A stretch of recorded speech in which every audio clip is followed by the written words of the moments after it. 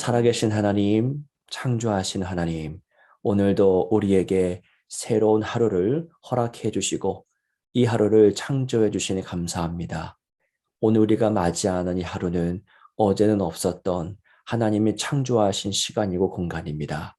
이 새로운 것 속에서 하나님을 바라보고 주의 말씀을 우리 양식 삼아 나갈 수 있도록 인도하여 주옵소서. 이 시간 주님의 말씀 듣기로 원하오니 우리의 눈과 귀를 열어 주의 기이한 것들을 보게 하여 주옵소서. 성령이여 각 자리마다 임재하여 주옵소서. 주 예수 그리스도의 이름으로 간절히 기도하옵나이다. 아멘. 오늘 우리에게 주신 하나님의 말씀은 출애굽기 15장 22절에서 27절입니다.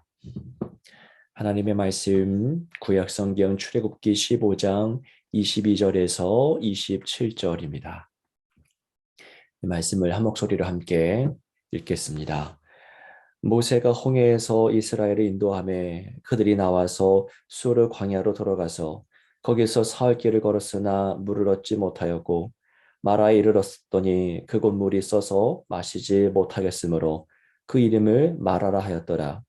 백성이 모세에게 원망하이르되 우리가 무엇을 마실까 하매 모세가 여호와께 부르짖었더니 여호와께서 그에게 한 나무를 가리키시니 그가 물에 던지니 물이 달게 되었더라.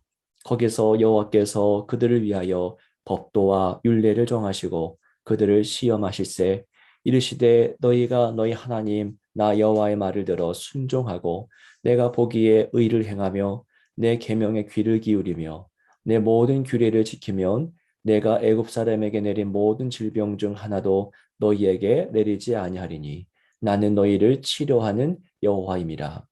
그들이 엘림에 이르니 거기에 물샘 열둘과 종려나무 70그루가 있는지라.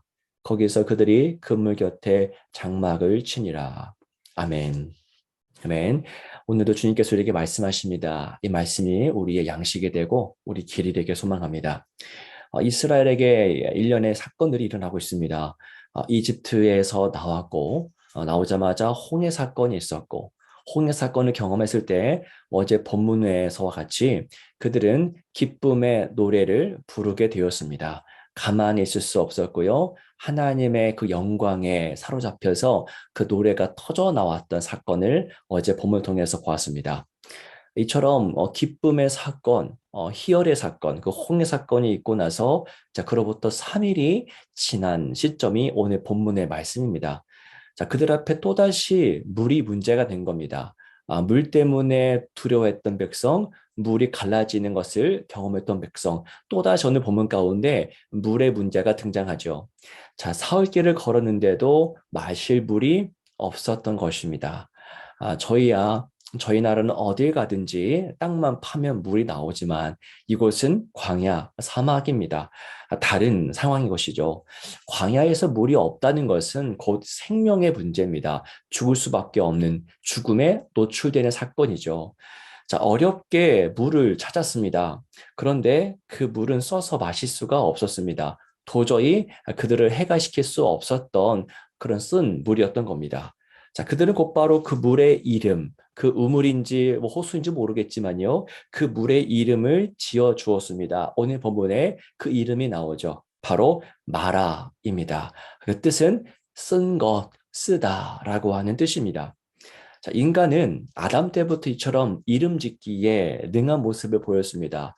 아담도 그에게 다가오는 모든 생명들에게 이름을 붙여줬다고 기록되어 있죠. 이름 짓기란 참 놀라운 능력입니다. 인식, 지식, 또 판단 능력이 없으면 이름을 지을 수 없죠. 이름 짓기란 상황에 대한 규정이고 또한 정의 내리기입니다. 이름 짓기는 하나님이 부여하신 사명 중에 하나죠. 창조적 능력의 한 부분입니다. 자, 오늘 우리도 항상 이름을 짓습니다. 이름 짓기에 능한 모습을 우리도 보이고 있어요. 자, 하루가 지났을 때, 오늘 하루는 이랬다라고 마음속으로 또는 입술로 이야기를 하죠. 그게 다 이름 짓기입니다. 누군가와 통화를 하고 났을 때, 종료 버튼 눌렀을 때, 이 사람, 이 대화 어땠다라고 평가를 내리죠. 다 이름 짓기입니다. 어느 식당에서 밥을 먹었을 때 그때 우리는 평가, 또 이름 짓기를 하죠. 요즘에는 어플로 음식을 시키고 나서 사람들이 별점을 매기기도 합니다. 일종의 이름 짓기입니다. 또한 하던 일이 잘 됐을 때도 그렇고요. 또는 반대로 잘 안 됐을 때에도 이 일은 이랬다. 나는 왜 이럴까? 내 인생은 참 이렇다더라는 식으로 우리는 항상 우리 상황을 보고 정의 내리고 규정합니다.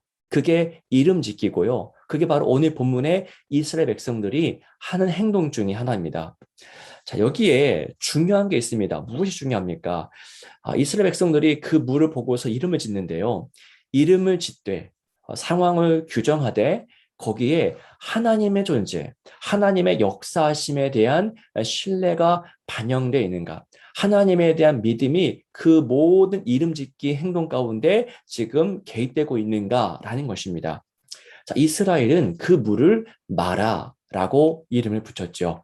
쓴 것이라고 불렀습니다. 자, 그러는 과정 가운데 물을 먹었고 그 물에게 이름을 붙여주는 그 모든 과정 가운데 그들의 목마름과 두려운 마음을 놓고서 하나님께 간구하는 모습은 전혀 발견되지 않습니다. 그저 쓰다, 그저 망했다라는 표현만 할 뿐입니다. 그들은 그저 원망하는 모습을 보이죠. 그게 24절인데요. 제가 한번 읽어드리겠습니다. 백성이 모세에게 원망하이르되 우리가 무엇을 마실까 하매 그들은 이름을 짓고 또 불평하는데 그 과정 가운데 하나님 우리가 이렇게 좀 힘듭니다. 물이 없습니다. 어떻게 할까요? 하나님과 상의하거나 대화를 나누는 모습이 전혀 없고 그저 원망하는 것밖에 없었습니다. 자, 이름을 짓고 원망할 줄만 알았지 그들의 현실 속에 삶 속에서 하나님을 찾고 구할 줄 몰랐던 백성이었습니다. 아직 영적으로 신생아 수준, 아무것도 알지 못하는 신생아 수준이었던 겁니다. 여러분, 우린 여기서 한번 질문해 봐야 됩니다. 하나님이 이스라엘을 왜 출애굽 시키셨을까요? 왜 그랬을까요? 출애굽 자체가 목적이 아닙니다. 여러분, 하나님이 이루시는 구원에는 크게 두 가지 요소가 있다고 신학자들이 분석합니다. 하나는 어디로부터의 구원입니다. 그러니까 영어로 쓰자면 죄송하지만 from입니다. 어디로부터의 구원이 첫 번째 요소고요. 근데 그게 전부는 아닙니다. 끝은 아닙니다. 왜 거기로부터 구원해 내셨느냐? 다음이죠. 어디를 향한 구원이 있다는 겁니다. to라고 할 수 있겠죠. from과 to입니다. 어디로부터의 구원이 있다면 그 구원을 다시 한번 어디를 향해서 나아가는 구원이 된다는 겁니다. 자, 오늘 읽고 있는 출애굽의 말씀을 통해서 이 말씀을 대입해 보자면 출애굽은 애굽으로부터의 구원입니다. 자, 이건 절반의 완성이죠. 이것 자체가 목적이 아닙니다. 이제 어디를 향한 구원이 이루어질 차례죠. 애굽에서 나왔다면 어디로 향해서 나가야 됩니까? 자, 목적은 이겁니다. 하나님과 그들 사이에 친밀한 관계를 형성하는 겁니다. 하나님의 백성이 되게 하는 것, 이것이 출애굽을 이루신 하나님의 최종 목적입니다. 출애굽했다면 이제 하나님의 백성, 하나님을 나의 구주로 삼고 아버지라 부르는 친밀함을 누리는 백성으로 나아가야 합니다. 지금 이스라엘은 그런 방향으로 가고 있는 상황입니다. 하나님이 이끌어 가시고 하나님이 만들어 가시는 것이죠. 하지만 아직은 미숙합니다. 그들에게 하나님이 없습니다. 이름을 짓고 원망하는 가운데 하나님의 존재가 들어설 틈이 없습니다. 아직 영적으로 너무나 어리고 미련하죠. 하나님은 이때 하나하나 만들어 가십니다. 어디서 할 수 있습니까? 25절을 보십시오. 자, 25절에 보면 여기에 하나님이 하시는 이 두 가지 일이 무엇인지 기록되어 있습니다. 25절을 제가 한번 읽어드리겠습니다. 모세가 여호와께 부르짖었더니 여호와께서 그에게 한 나무를 가리키시니 그가 물에 던지니 물이 달게 되었더라. 거기서 여호와께서 그들을 위하여 법도와 율례를 정하시고 그들을 시험하실세입니다. 첫 번째 행동은 무엇입니까? 하나님이 그 나무를 통해서 쓴 물을 고쳐주십니다. 마실 수 있는 물로 바꾸어 주십니다. 자, 여기까지는 우리가 예측할 수 있는 그런 모습이에요. 자, 그런데 그 다음 모습이 좀 독특합니다. 하나님은 그들에게 법도와 율례를 정해 주십니다.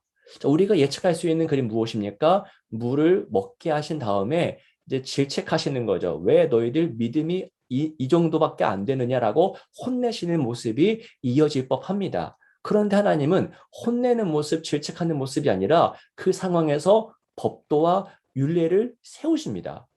여러분, 하나님은 먼저 만물에 대한 절대적인 주권과 통치 능력을 보시죠. 홍해를 갈랐듯이 이 마라도 단물이 되게 하십니다. 자, 그리고 나서 법도와 율례를 정하시면서 나에게 하나님께 순종하라고 하십니다. 무엇입니까? 관계를 형성해 나가시는 겁니다. 자, 쓴물을 단물로 만드시고 나서 그것 자체가 목적이 아니고 그 다음에 관계, 법도와 율례를 알려주시면서 나를 따라와라 라는 것이죠. 여러분, 출애굽 자체가 목적이 아님을 우리는 이 말씀을 읽으면서 꼭 기억해야 됩니다. 출애굽은 본질적인 목적을 위한 첫 단계, 첫 시작에 불과합니다.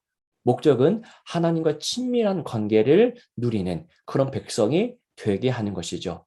즉, 관계가 목적입니다. 자, 오늘 우리 삶에 마라가 있습니다. 여러 가지 쓴 것들이 우리 인생에도 널려 있습니다. 쓰고 못마땅하고 그리고 제거하고 싶은 영역들이 있지요. 다 마라들입니다. 어제 저녁에도 나눈 말씀이지만요. 하나님은 그 모든 영역, 우리 인생의 마라들을 다 아시고 또한 다스리고 고칠 능력이 있는 분이십니다. 여러분, 오늘 본문의 말씀 우리에게 이야기합니다. 하나님이 우리의 모든 영역들, 그 모든 마라들을 다스리시고 해결해 주십니다. 목적이 있죠. 그 문제, 그 마라를 고치는 것 자체가 목적이 아니라 참된 목적은 관계 형성입니다. 하나님은 다른 거 원하시는 게 아닙니다. 하나님은 지금 여러분을 원하십니다. 여러분의 마음을, 여러분의 영혼을 원하십니다. 하나님과 친밀한 관계를 누리는 참된 자녀로 삼아 주시는 것이 하나님의 목적이에요. 하나님은 저와 여러분을 얻기를 원하십니다. 그래서 우리의 삶의 마라들을 다스리시고 통치하시고 고치실 겁니다. 그 마라를 없애는 것 자체가 목적이 아니고 결국 우리를 얻기 위함인 것입니다. 오늘 본문의 말씀을 기억하여서 오늘 우리 삶에 놓여져 있는 그 모든 마라들, 그 마라들을 아버지께 아뢰면서 결국 하나님 우리의 삶을 사랑하시고 보듬어 주시는 그런 선하신 분인 것을 오늘 우리가 경험하고 또 신뢰하게 되기를 축복합니다. 기도하겠습니다. 살아계신 주 하나님 아버지, 우리 인생 가운데 마라들이 널려 있습니다. 이 마라를 가지고 하나님께 나아갑니다. 이 마라가 없어지는 것 자체가 목적이 아니라 이 마라가 해결됨으로써 결국 우리는 하나님을 인정하고 하나님을 나의 아버지라고 부를 수 있는 그 자리로 나아가는 것. 그게 바로 하나님이 원하시는 뜻과 섭리입니다. 그렇게 오늘 우리가 살아갈 수 있도록 하나님을 인정할 수 있도록 하나님이 일하시는 것들을 경험하며 하나님을 선포할 수 있도록 우리 인생 가운데 역사하여 주옵소서. 주 예수 그리스도 이름으로 간절히 기도하옵나이다. 아멘.